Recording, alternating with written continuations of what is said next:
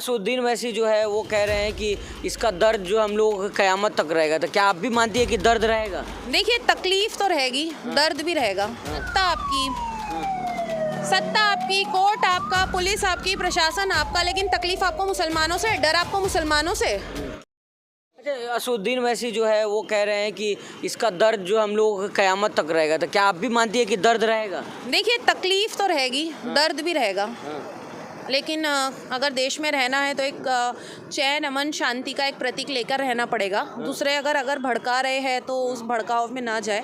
तकलीफ तो है, बिल्कुल। अच्छा, उकसाओं की राजनीति जो उकसा रहे हैं लोग, उनको क्या कहिएगा? उकसा कौन रहा है? मतलब जो बीजेपी वाले जो उकसा रहे हैं, आप उनकी बात कर रहे हैं। देखिए, दोनों तरफ सत्ता आपकी, कोर्ट आपका, पुलिस आपकी, प्रशासन आपका, लेकिन तकलीफ आपको मुसलमानों से, डर आपको मुसलमानों से। क्यों? किस लिए? आज पहले भी इस देश को आज़ाद करने में मुसलमानों का एक अहम भूमिका रही है मुसलमानों की, और इस तरीके से नहीं की जाती है। इस देश के अंदर गंगा जमुना तहजीब आती जा रही है और चलती आई है। उसी तरीके से मैं चाहती हूँ कि माहौल शांत रहे और ये सारी चीज़ें ज़्यादा भड़काने की भी कोई ज़रूरत नहीं है। अच्छा, मुस्लिम नेता जो कह रहे थे कि निकलना नहीं चाहिए मुस्लिम नौजवानों को 20 से 26 तारीख के बीच में, क्या लग रहा है आपको? डराने की बात हो रही है कि सच में ऐसा नहीं निकलना चाहिए? देखिए, अगर मैं माहौल देखूँ तो मैं उस टाइम पर निकली थी। मेरा ऐसा था कि मैं हिजाब पहनती हूँ, मैं मुस्लिम हूँ। मैं जब निकल रही थी तो बम फोड़े जा रहे थे, मुझे देख कर जो है जय श्री राम के नारे निकल रहे थे, और ये चीज़ें मैं खुद अपनी पर्सनल लाइफ में फेस भी करी हूँ काफ़ी वक्त से। तो अगर मुझे देखकर अगर ज़ोर से जय श्री राम के नारे लगाएंगे और मेरे को आकर ज़बरदस्ती उकसाया जाएगा, तो ये चीज़ों से माहौल ख़राब होता है। आप ये चीज़ कैसे बर्दाश्त करेंगे कि आपकी बहन बेटी अगर रोड पर चल रही है, उसको 10 लोग आकर उसको सामने घेर के जय श्री राम बुलवाए? आप तो जाओगे ना, भड़कोगे उनके ऊपर, आप कुछ ना कुछ तो करोगे, एक्शन तो लोगे, ऐसा चुपचाप थोड़ी बैठोगे। तो ये चीज़ें रोकने के लिए, ताकि जो फसाद का जो एक माहौल बन रहा था, जो बीजेपी बना रही थी, डर का माहौल, उस चीज़ को कंट्रोल करने के लिए ये चीज़ बोला जा रहा था। अब क्या हालात हैं मुंबई के मीरा रोड पर? मुंबई के मीरा रोड के ये हालात है सर कि विदाउट नोटिस दुकानें तोड़ी जा रही है। बुलडोज़र राज आज जो यूपी में हम देखा जा रहा था, वो आज महाराष्ट्र के अंदर पहुंच चुका है। विदाउट नोटिस कल तक ये बता रहे थे कि वो इल्लीगल है, कल तक ही वो इल्लीगल थी, इतने दिन से वो इल्लीगल नहीं थी। जब ये तमाशे होते हैं देश के अंदर, उसके बाद आप मुसलमानों की जगह पे जाकर आप मुसलमानों का जो प्रॉपर्टी है उसको डैमेज कर रहे हो। और सिर्फ ये मीरा रोड के अंदर ही नहीं हुआ, ये चीज़ें डोंगरी पे भी हुई है। कहा जा रहा है कि आप लोगों ने पहले पथराव किया, यात्रा जो निकल रही थी उस पर पथराव किया, राम यात्रा में पथराव, वक्तों पर आप लोगों ने पथराव किया, इस वजह से ऐसा होगा। देखिए, मुसलमान पागल नहीं है कि किसी को भी ऐसे चलते फिरते कोई भी पत्थर उठाकर मार दे।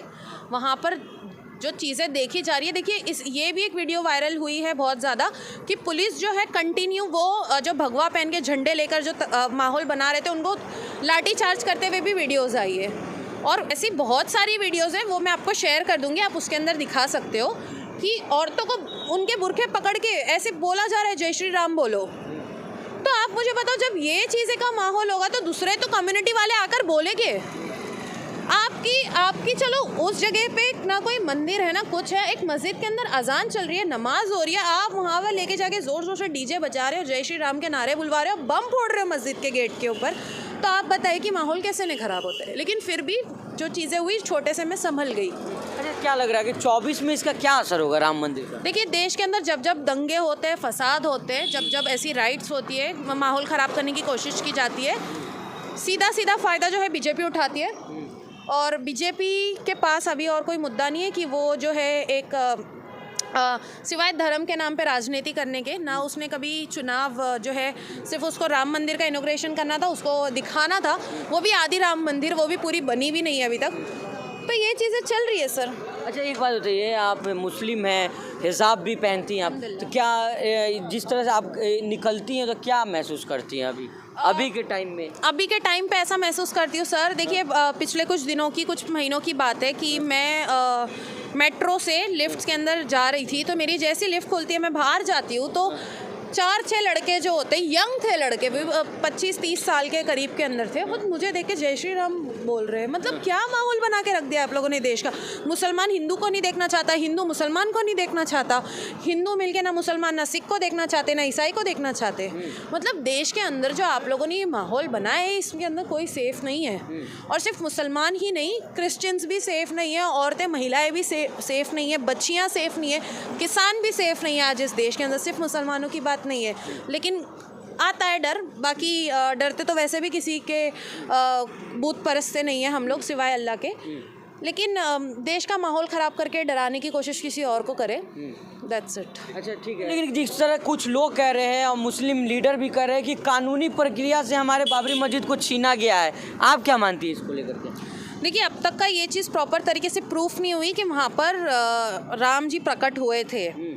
सुप्रीम कोर्ट का भी ये कहना है कि वहाँ पर मूर्ति लाकर रखी गई थी, ठीक है, और वो मूर्ति गई कहाँ? उससे तो आप लोगों ने इनॉग्रेशन नहीं किए।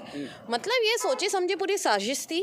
और इन लोगों का ये बोलना है कि मथुरा काशी अभी बाकी है, राम मंदिर तो अभी खाली ये है। तो आप लोग इस चीज़ से समझ सकते हो कि इनका टारगेट जो है सिर्फ देश की मस्जिदों को तोड़ना है, चर्च को तोड़ना है और एक दंगे फसाद करने का माहौल ख़राब करना है। साधु संत तो जिस दिन उद्घाटन था उसी दिन कह रहे थे कि अब जो हमारी तैयारी मथुरा की तरफ है, श्री कृष्ण को इंसाफ दिलवाना है। ये इंसाफ दिलाएंगे। मतलब जिसका पूरा ब्रह्मांड जिसका है, आप लोग बोलते हो भगवान बोलते हो उनको, और जिसने ये पूरी दुनिया बनाया, आप लोग उनको इंसाफ दिलाओगे। अब हो कौन इंसाफ दिलाने वाले? राम जी को। और ये बोल रहे हैं कि हमने लेकर आए राम जी को। मतलब राम जी कहीं गए थे क्या? मतलब उन्हीं की दुनिया छोड़ के वो कहीं गए थे? मतलब मोदी जी अपने आप को क्या समझ रहे? मोदी जी ने उनको वो बोल रहे कि हमने लेकर आए। देखिए, मेरे को लेकर, मुझे इस दुनिया में भेजने वाला अल्लाह है और मेरे को लाने वाले मेरे अब्बा है। तो मोदी जी जो ये क्लेम कर रहे हैं, भाजपा जो ये क्लेम कर रही है कि हमने प्रभु श्री राम को लेकर आए, तो मैं समझती हूँ कि या तो फिर ये वो क्लेम करे कि वो भगवान श्री राम के पिताजी है, बाप है, क्योंकि एक इंसान को या एक भगवान को उसका बाप ही लेकर आता है। तो आप ये चीज़ बता रहे कि उनका कोई बाप नहीं है और हम उनके बाप बनने जा रहे हैं। इंसाफ दिलवाए ना। इंसाफ कौन होता है? अरे आप खुद की बीवी को इंसाफ नहीं दे पाए, पहली बात। आपने कभी खुद की बीवी को इंसाफ नहीं दिया। आप ऐसे छोड़ के देश के झूठ बोल के आप देश में ऐसे घूम रहे हो। आप अपनी बीवी को इंसाफ नहीं दे पाए, देश को आपने इंसाफ नहीं दे पाए, उन जो औरतों को जो नंगा करके घुमाया गया उनको इंसाफ नहीं दे पाए, और आप चले भगवान को इंसाफ दिलाने। मतलब किस मुँह से आप ये चीज़ें बोल रहे हैं?